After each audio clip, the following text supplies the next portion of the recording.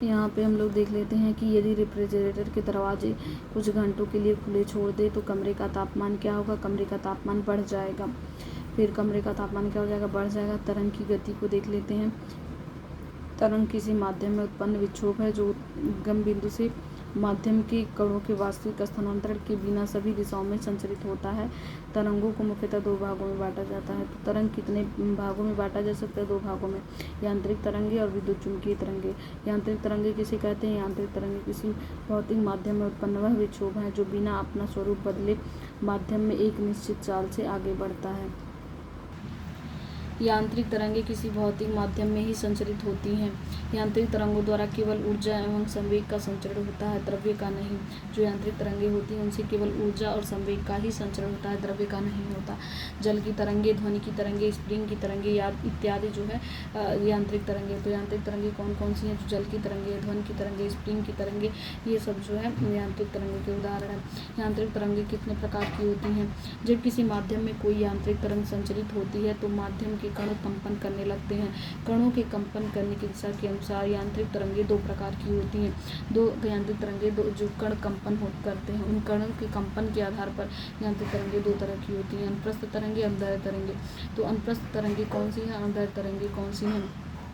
अनुप्रस्थ तरंगे transverse waves हो गए।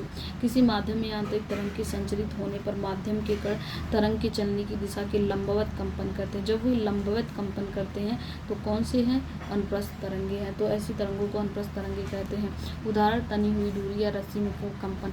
तनी हुई डोरी या रस्सी में कंपन जब करते हैं तो कैसे होता है, लंबवत कंपन करते हैं, तो यही अनुप्रस्थ तरंगे हैं। किसी डोरी या रस्सी के एक सिरे को हुक से बांध कर उसके दूसरे मुक्त सिरे को ऊपर नीचे हिलाते हैं तो रस्सी में इसके कणों के कंपन तरंग की गति की दिशा के लंबवत होते हैं। स्पष्ट है कि रस्सी में अनुप्रस्थ तरंगे हैं। दूसरा है, पानी की सतह पर उत्पन्न तरंगों के भी अनुप्रस्थ तरंगे हैं। तो जो पानी की सतह पर जो उत्पन्न तरंगे होती हैं वो कौन सी तरंगे होती हैं, अनुप्रस्थ तरंगे होती हैं।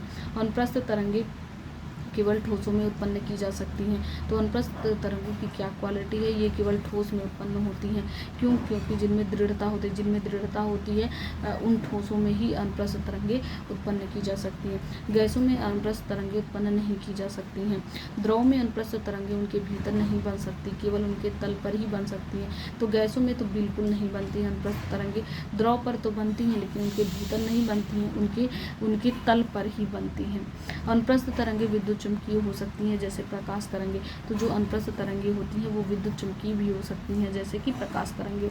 अनुप्रस्थ तरंग के माध्य स्थिर से ऊपर की ओर अधिकतम विस्थापन की स्थिति को स्प्रिंग कहा जाता है तथा नीचे की ओर अधिकतम विस्थापन को गर्त कहा जाता है। तो क्रस्ट और थ्रो, तो क्रस्ट और थ्रो की मतलब कि जब तरंगे ऐसे होती हैं तो जी ये ऊपर उठा हुआ भाग उसको स्प्रिंग कहते हैं और जो नीचे गर्त की तरह ऐसे अंदर से खाई की तरह, तो ये है गर्त और थ्रो होती हैं। फिर उसके बाद है, किसी तरंग के लिए दो लगातार श्रृंगों और गर्तों के बीच की दूरी नियत होती है जिसे अनुप्रस्थ तरंग की तरंगदैर्ध्य कहते हैं। इसे ग्रीक अक्षर लैम्डा से प्रदर्शित करते हैं। तो जैसे ये है, तो ये है श्रृंग और ये है गर्त। यहाँ से यहाँ तक ये है श्रृंग और फिर जब ये यहाँ से यहाँ तक आ जाती है